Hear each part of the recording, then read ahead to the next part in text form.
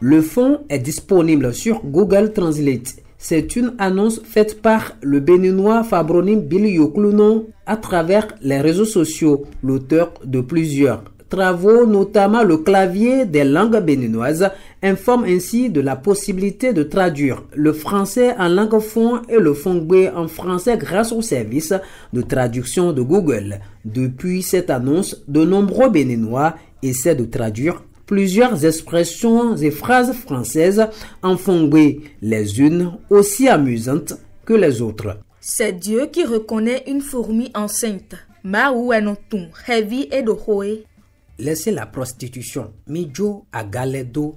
Mon papa, comment allez-vous? Papa Tché, né à Degon. Insère l'objet pour moi. Sonuodo no menumi.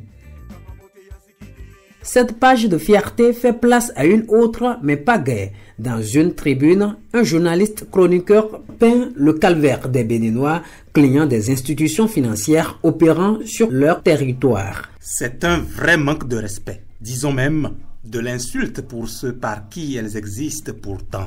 La publication sonne une révolte exprimée à coups de commentaires. Les banques nous traitent comme si nous sommes mendiants de notre propre argent. Sans distinction, la lenteur est dans leur ADN. Ont entre autres déploré de nombreuses personnes qui appellent l'État à sévir. Un sous-secteur à nettoyer et à réformer urgemment.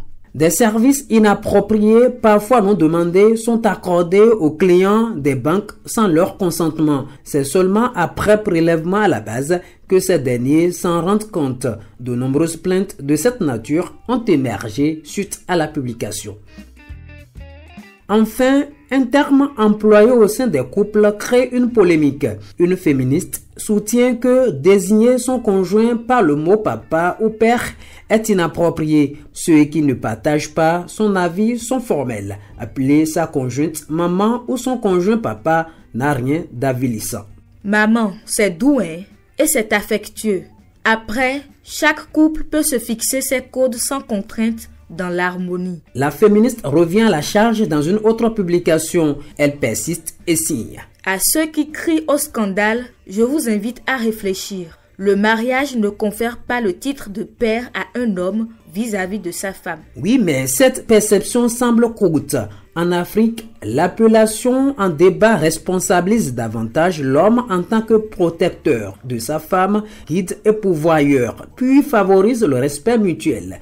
Elle ne place aucunement l'épouse dans une position de servitude ou de fille corvéable par son mari, indique entre autres les commentaires.